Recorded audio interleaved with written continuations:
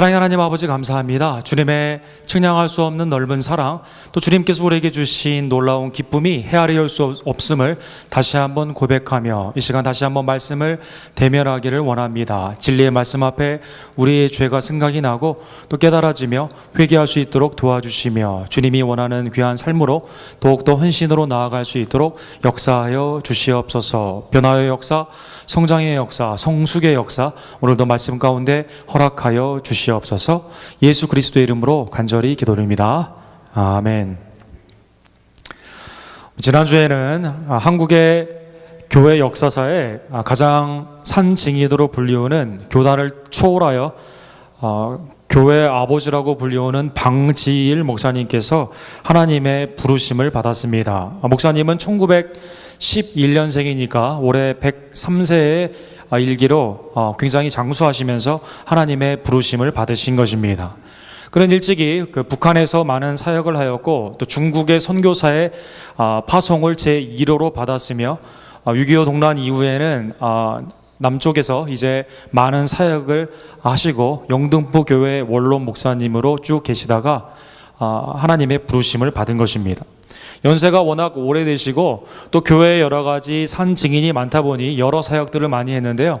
특별히 그분의 마지막 삶의 사역은 회개를 촉구하는 기도의 사역으로 많이 증거가 됩니다. 세월호 사건 이후에 한국 교회의 각성함과 회개의 그러한 모습 가운데 오른쪽에 있는 나부터 회개라는 운동을 시작하셨습니다. 그래서 회초리 기도회다라고 해서 100세가 넘으신 이 목사님께서 자신의 그 종아리를 이렇게 치는 그 회초리의 그러한 모습을 통해서 한국 교회가 더 회개해야 되며 기도해야 되는 그것을 많이 가르쳐 주신 것입니다. 후학들에게 목회의 검소함, 또 하나님이 원하시는 목회자의 아름다운 본을 보여주셨는데 특별히 우리 박 목사님이 주장하신 기도는 다른 사람이 아닌 나의 죄를 찾는 현미경이다.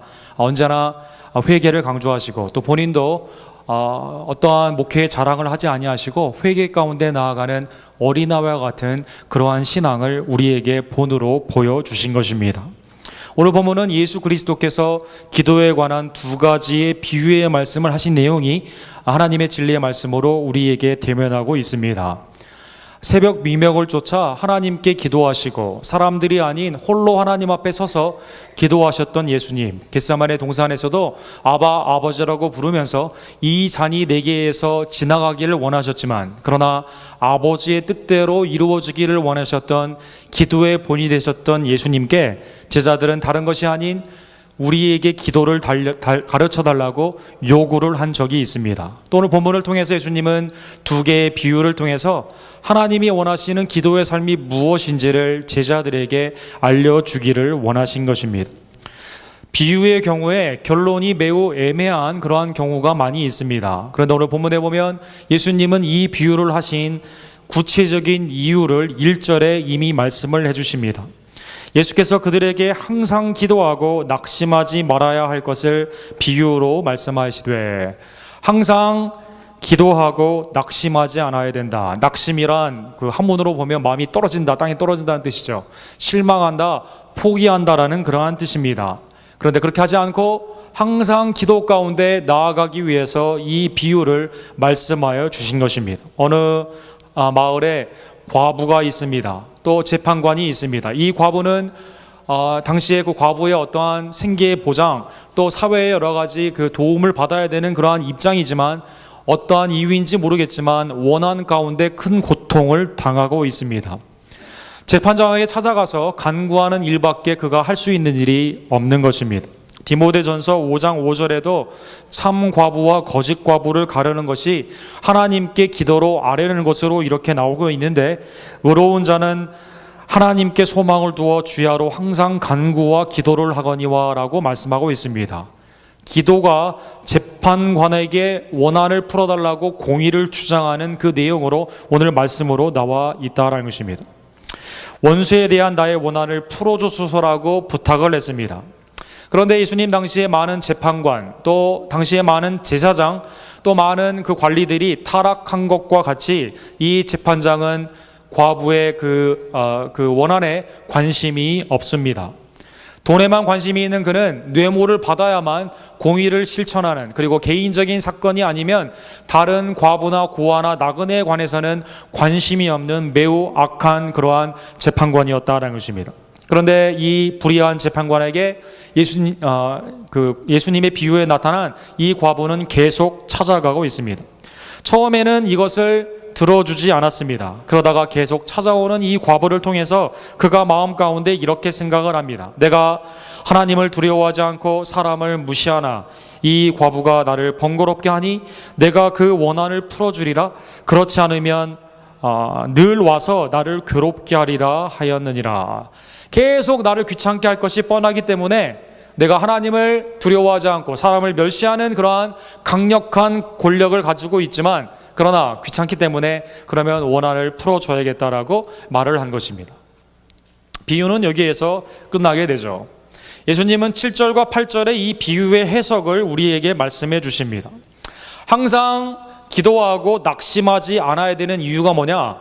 과부가 불의한 재판관에게도 계속 찾아가게 되면 불의한 재판관이 귀찮아서라도 응답해 주는 것처럼 하물며 하나님은 거룩하시고 공의로우시며 자녀를 사랑하시는 그분이 오늘 본문에 이렇게 말씀하십니다.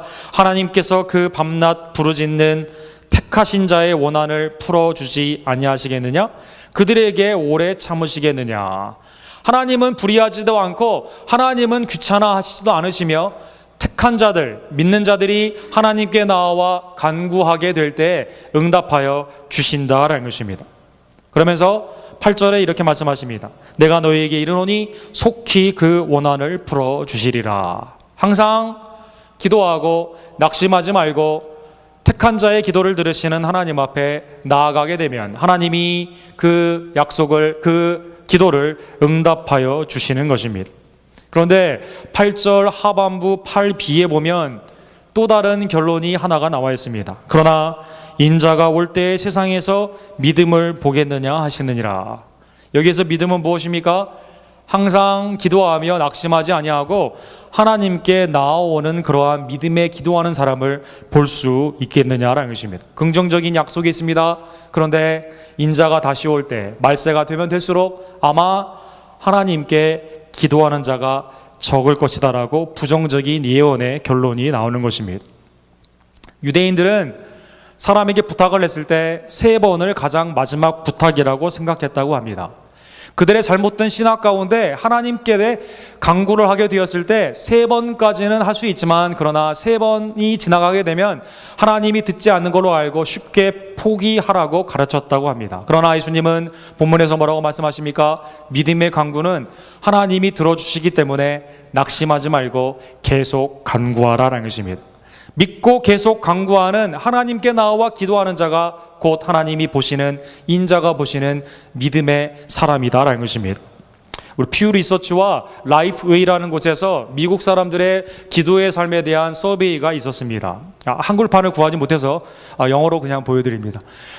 여러 종교들에 대해서 나오게 되었는데요, 하루에 한 번 이상 기도하는 사람이 놀랍게도 우리 개신교가 아니라 이단들이 1, 2위를 차지했습니다. 여호와의 증인과 몰몬이 1, 2위를 차지하고 있고, 흑인 분들의 교회에서 교인들이 더 많이 기도하고, 그 다음에 이 통계에 우리가 들어가게 되는 복음주의, 하나님의 말씀 위에 서 있는 보수적인 교단의 교인들이 약 78% 하루에 한 번 이상, 식사기도까지 포함한 겁니다. 한 번 이상 한다고 합니다. 그 다음에는 모슬렘, 힌두, 그리스 종교, 캐톨릭, 메인라인 프로테스탄트, 리버럴한 그러한 쪽에서 그 다음에 기도를 50% 아래로 이제 그 다음부터는 하게 되죠. 그리고 유대인들은 불과 26%밖에 하지 않는 것입니다.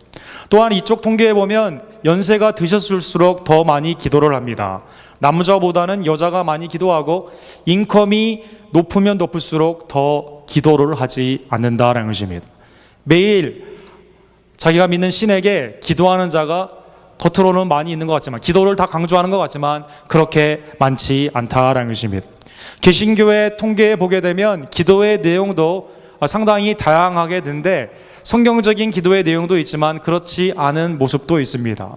자기와 친지, 가족들과 친지를 위해 기도하는 것이 거의 태반이 되고, 또 자기의 문제를 해결해 달라는 것이 두 번째이며, 하나님께 감사의 기도, 죄를 고백하는 것이 그 다음에 어려움을 당한 자들에게 기도하는 것, 하나님의 그 위대함을 찬양하는 것들이 그 다음으로 이렇게 되어 있습니다. 그리고 나의 삶이 풍족해지기를 원하는 것이 중요한 기도의 이유가 되는 것입니다. 또 통계에 여러 가지 이유들이 나와 있는데요. 복권에 맞게 해달라는 거, 또 나의 삶 가운데 아주 기적적인 일이 있게 해달라는 거, 내 직장 동료가 프로모션 되지 못하고 좀 다치게 해달라는 거, 엉뚱한 기도의 제목들도 이 가운데 많이 있게 되는 것이죠. 인자가 올 때 믿음으로 기도하는 자를 찾을 수 있겠느냐. 항상 기도하고 낙심하지 않기 위해 예수님은 우리에게 이 비유를 허락하여 주신 것입니다. 우리 언덕교회에 있는 모든 성도 여러분, 주님께서 하나님과의 대화, 하나님의 은혜를 경험할 수 있고 하나님의 소통을 통해 하나님의 뜻을 깨닫고 헌신할 수 있는 기도의 축복을 다시 한번 기억하시며 주님 앞에 낙심하지 않고 항상 기도로 나아가는 주께 간구하는 성도들이 되기를 주님의 이름으로 간절히 축원합니다. 두 번째 비유는 그러면 기도를 한 것 그 자체가 일단 중요하고, 그런데 어떻게 기도해야 되느냐, 기도의 내용에 대해 말씀하여 주십니다. 9절에 보면 또 자기를 의롭다 믿고 다른 사람을 멸시하는 자들에게 이 비유로 말씀하시되, 아마 예수님의 이 비유를 하실 때 많은 바리새인들과 세리와 창기들, 여러 사람들이 섞여 있었던 것 같습니다. 오늘 본문에는 이 사람들은 바리새인이라고 말을 했습니다. 하나님 앞에 겸손하지 않고 교만합니다. 하나님의 긍휼을 구하는 것이 아니라 오히려 사람들을 사랑하지 않고 멸시하는 사람이었던 것입니다. 율법의 기준에서 자기를 높이며 자기를 스스로 의롭다 믿는다라고 예수님은 말씀하고 있습니다. 반대로 다른 사람들은 스스로 판단하여 의롭지 못한 불의한 사람이라고 평가하게 되는 것입니다. 대표적인 사람이 경건주의의 평신도의 리더격인 바리새인이었습니다. 바리새인은 분리된 자들이다, 성별된 자들이다라는 이름을 가지고 있습니다. 예수님 당시에는 산헤드린 공회의 대부분을 차지하고 있었고 예수님 사역의 가장 큰 방해의 그러한 종교 지도자들이었던 것입니다. 경건한 자의 대표격이었기 때문에 수많은 사람들의 존경을 받았습니다. 하나님의 은혜보다는 내가 스스로 하나님의 말씀을 지키게 하게 하는 율법을 그들은 강조한 것입니다. 사람들의 어떻게 보여지게 되느냐, 그들의 삶에 있어서 외식이 가장 치명적인 잘못된 오류가 되는 것입니다. 반면에 세리, 퍼블리칸이라고 번역되는 텍스 콜렉터인 세리는 그 공공의 적이 된 것이죠. 유대인들은, 특별히 바리새인들은 세리를 어떻게 평가했냐면 지옥의 땔감이다, 지옥의 땔감이다라고 평가를 하게 된 것입니다. 로마와 결탁하여 정규 세금 이외에도 수많은 것들을 많이 토색했기 때문에 가장 사람들이 싫어하는 사람들이 세리였다라는 것입니다. 그런데 이 두 사람이 하나님의 임재 앞에 성전에 같이 기도하러 올라가게 된 것입니다. 첫 번째, 바리새인은 다음과 같이 기도를 합니다. 그의 기도의 내용은 두 가지로 나누어져 있는데, 하나는 도덕적인 자기 자랑이며 두 번째는 종교적인 헌신에 대한 자기 자랑이 주가 되고 있습니다. 바리새인은 기도하는 자세부터가 다릅니다. 따로 서서 기도했다라는 것입니다. 세리나 창기나 평범한 다른 사람과 함께 거하지 않고 혼자 아웃스탠딩, 따로 떨어져 기도하게 된 것입니다. 스스로 독백처럼 이 소리를 다른 사람이 들을 수 있도록 지금 기도를 하고 있는 것입니다. 하나님이여, 나는 다른 사람들 곧 토색, 불의, 간음을 하는 자들과 같지 아니하고 이 세리와 같지 아니함을 감사하나이다. 옆에 있는 세리와 자기를 비교하여, 세리들이 뭘 했습니까? 토색, 강제로 빼앗았습니다. 불의, 법을 어겼습니다. 주로 그 돈을 가지고 음란한 삶 가운데 간음을 하게 된 것입니다. 이 세리와 나를 비교하며 하나님께 자기의 윤리의 높음을 자랑하고 있는 것입니다. 두 번째, 그는 자기의 종교적인 헌신을 자랑하고 있습니다. 나는 일에 2번씩 금식하고 또 소득의 11조를 드리나이다. 나는이라고 하면서 금식은 무엇입니까? 하나님 앞에 자기의 죄를 회개하기 위해 육신의 정욕을 통제하는 방법으로 한 것인데요, 하나님 앞에 겸허하게 하기 위한 그 금식을 하나님 앞에서 지금 자랑하고 있는 것입니다. 11조는 무엇입니까? 내 것을 하나님께 많이 드린다 자랑하는 그것이 아니라 하나님이 나에게 맡겨주신 것을 청지기로 하나님 앞에 드리는 것을 의미한다라는 것입니다. 그런데 이 두 가지를 자랑한 것입니다. 제임스 티소의 그림에 나와 있는 것처럼 바리새인들은 저렇게 모든 사람이 알 수 있는 긴 옷을 입고 종교적인 의상을 입은 것입니다. 그들의 기도의 내용은 다 자기 자랑으로 나와 있는 것입니다. 오늘 성찬식이 있어서 저도 공교롭게 바리새인과 같은 비슷한 옷을 입었는데 오늘 회개하는 심정으로 여러분에게 말씀을 증거합니다. 용혜원 시인이며 목사님이 계시죠. 이번 성결교 목사님이시고 교수이신데요. 가난한 마음으로 드리는 대표 기도문이다라는 유명한 그 책을 쓰셨습니다. 이분이 시인이다 보니까 기도를 너무 굉장히 정말 그 감동적인 기도를 잘하십니다. 그런데 그가 그러한 감동적인 기도의 중심으로 많은 사람들을 감동을 시킨 건 사실인데 그의 삶을 뒤돌아보며 그것이 하나님을 향한 기도가 아니라 사람을 감동시키는 기도였음을 후회하고 나중에 그 모든 것들을 다시 정리하여 회개하는 심령으로 가난한 마음으로 대표 기도를 어떻게 할 것인가, 매일의 삶의 기도는 어떻게 나아갈 것인가, 이 책을 쓰시게 된 것입니다. 사역훈련에서도 매일 대표 기도는 우리가 훈련을 하고 있는데요. 사람이 아닌 하나님을 향한 겸손의 기도, 가난한 마음으로 드리는 그것이 매우 중요하다는 것입니다. 예수님은 마가복음 6장 5절에 보면 기도의 중요한 산상수훈의 내용을 이렇게 말씀하십니다. 또 너희는 기도할 때 외식하는 자와 같이 하지 말라. 그들은 사람에게 보이려고 회당과 큰 거리 어귀에 서서 기도하기를 좋아하느니라. 내가 진실로 너희에게 이르노니 그들은 자기 상을 이미 받았느니라. 내가 기도를 누구에게 하느냐, 누구에게 들리게 하느냐, 누구에게 인정받고 싶어 하느냐, 누구를 감동시키기를 원하느냐에 따라 하나님이 개입하시기도 하고 개입하지 않기도 하신다라는 것입니다. 외식하는 바리새인들은 사람의 인정함을 받기를 원했습니다. 사람들이 그래서 인정을 해줬어요.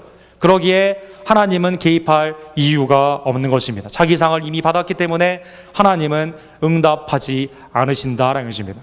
그러나 사람이 아닌 하나님을 향한 기도 가운데는 하나님이 그 믿음에 응답을 하여 주시는 것입니다. 좋은 예가 죄인 중에 괴수라고 불리우는 세리의 대표적인 기도가 오늘 본문에 나와 있습니다. 13절에 보면 세리는 멀리 있어서 감히 눈을 들어 하늘을 쳐다보지도 못하고 다만 가슴을 치며 이르되 하나님이여 불쌍히 여기소서 나는 죄인이로소이다 하였느니라. 멀리 섰습니다. 가까이 가지도 못합니다. 쳐다보지도 못합니다. 가슴을 치며 그가 할 수 있는 것은 하나님의 긍휼, 자기의 죄를 고백하는 일밖에 없었던 것입니다. 두 사람이 같이 기도했습니다. 공통점이 있고 다른 점이 있습니다. 똑같이 성전에 올라와서 기도를 했습니다. 그리고 기도를 하고 똑같이 성전에서 내려갔습니다. 한 사람은 나의 기도를 했습니다. 그러나 어떤 사람은 나는 죄인입니다. 하나님 긍휼을 베풀어 주시옵소서 하나님께 간구를 했습니다. 바리새인은 수평적인 기도를 했습니다. 하나님께 요구할 게 아무것도 없습니다. 다 내가 충분하고 내가 다 잘했고 사람들이 나를 알아줘야 되는 그러한 교만으로 나아가기 때문에 수직적인 사람을 향한 기도였기 때문에 수직적인 하나님의 은혜가 내려올 필요가 없었다는 것입니다. 그러나 하나님께 긍휼을 구하고 자기의 죄를 통해 자복하는 세리에게는 수직적인 하늘로부터 내려오는 하나님의 은총이 있었던 것입니다. 자기의 의를 드러내는 것이 바리새인의 기도의 목적이었지만 그러나 세리의 기도의 목적은 하나님의 긍휼을 구하는 것이었다는 것입니다. 예수님은 이 두 번째 비유의 결론을 오늘 본문 14절에 이렇게 말씀하십니다.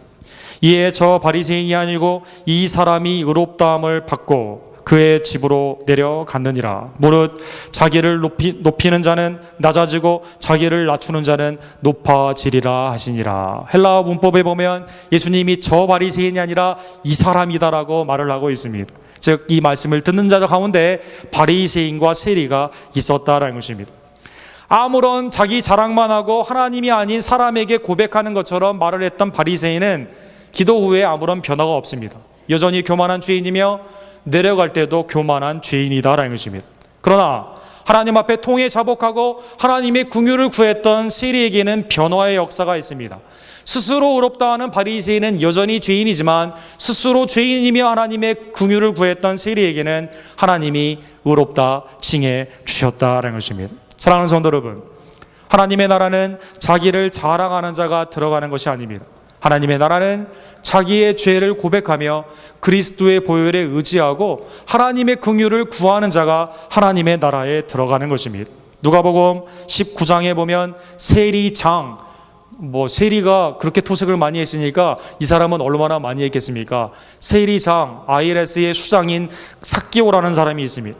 삭개오가 예수님을 집으로 영접하며 예수님에게 믿음의 고백을 하게 되죠. 예수님이 뭐라고 말씀하십니까? 오늘 구원이 이 집에 이르렀으니 이 사람도 아브라함의 자손이로다.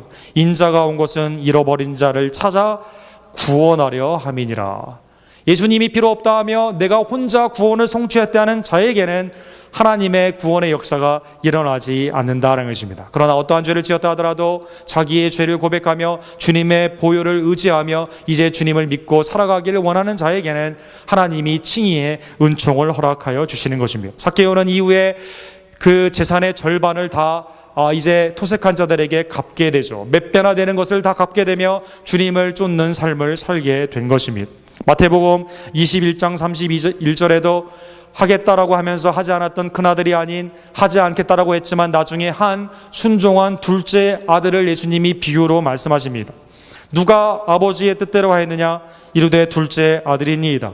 예수께서 그들에게 이르시되 내가 진실로 너희에게 이르노니 세리와 창기들이 너희보다 먼저 하나님의 나라에 들어가리라. 예수님이 세리의 직업, 창기의 직업을 장려한 것이 아닙니다.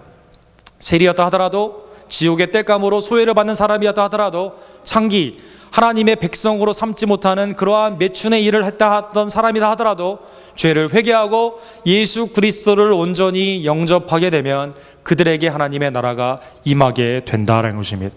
사랑하는 성도 여러분, 매일의 기도의 삶, 하나님이 우리와의 대화, 하나님이 우리에게 주시는 하나님의 뜻을 알려주시는 놀라운 축복의 통로가 되는 기도 가운데 낙심하지 않고 하나님 앞에 항상 기도하기를 간절히 원합니다. 기도하되 겸손과 겸허함으로 회개하며 주께 긍휼을 구하기를 간절히 원합니다.